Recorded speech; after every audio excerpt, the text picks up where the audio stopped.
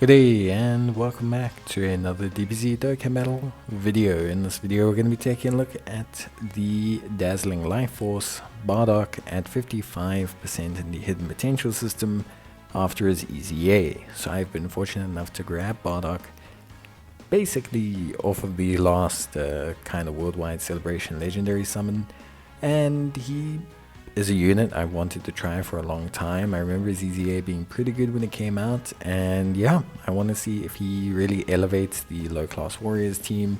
I just want to see how well he does.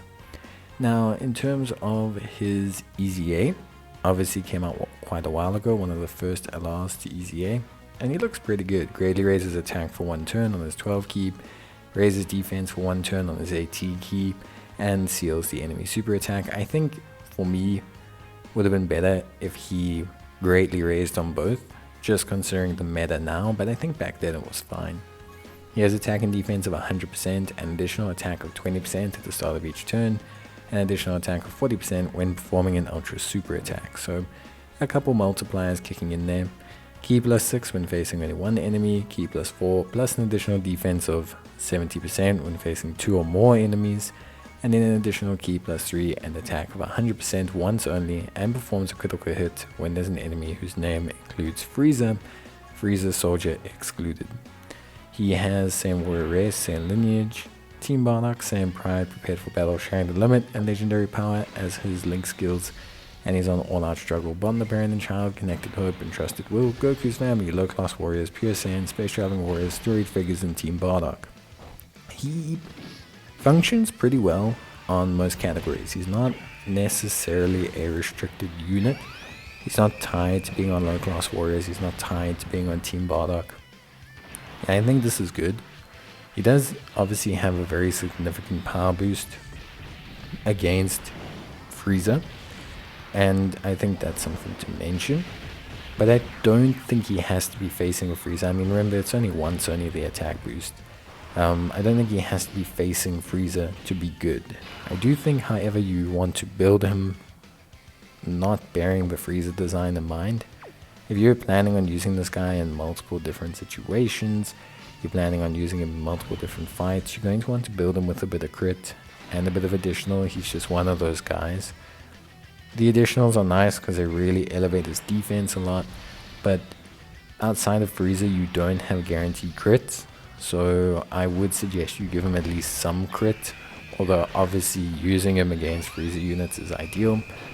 But I do think you want some crit, because you can still hit decent attack stats even without facing a Frieza unit. It's not necessary. Now in terms of his link set, that's the only real problem you face running him on any category that isn't low class warriors. Team Bardock and Saiyan Pride are pretty specific. Saiyan Warrior Race, Saiyan Lineage, prepared for battle, legendary power, sharing the limit, you can get away with when you're team building. But Team Bardock and Saiyan Pride are kind of very specific to like Raditz or Saiyan Saga, but like a lot of Saiyan Saga units. And then of course also like all the Team Bardock members. So you kind of get into this kind of little awkward situation where you really want to run Bardock on like a Goku's family, but in doing so you are, or at least have to accept that you're not going to get 2 of his most crucial links. Like you can't run him on a Goku's family and get Saiyan Pride and Team Bardock.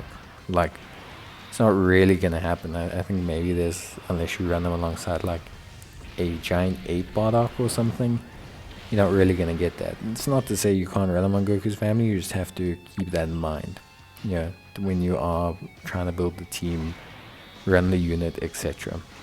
Outside of that, he's still really, really solid. I do like the levels of defense that he can have. Remember, his defense goes up quite a bit with his super attack, because he obviously has that raising and greatly raising, but it doesn't become, maybe at a rainbow level it becomes like 400k or something, but it doesn't really hit that levels at 55%. I think after super I would classify him as solid, not spectacular.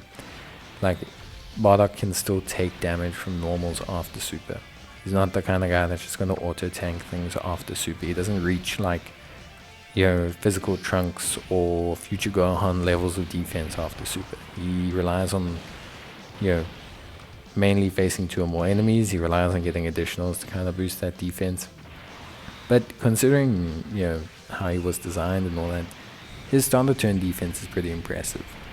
Yeah, if you've got dupes in this guy, maybe looking at like 250k ish or so, which is honestly pretty good.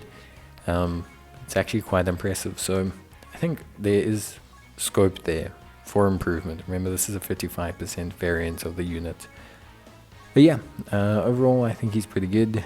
I do think he obviously can't do some of the super hard content that's come out since the ZZA, but I do think he's solid. Like, I do think there's room for him. I think there's space for him.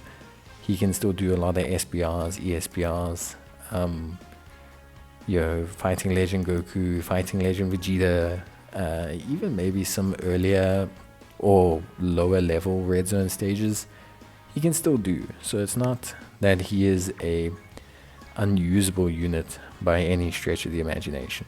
So just kind of want to put that out there. I do think he's solid in that regard. Link wise, solid, if not preferable to Team Bardock, but not to the point where it's impossible to run him with someone else. Yeah, it's only the 2 major links, and then the rest you can kind of very easily get. So Saiyan Lineage, Saiyan Warrior is prepared for battle, sharing the limit, these are not uber difficult to get.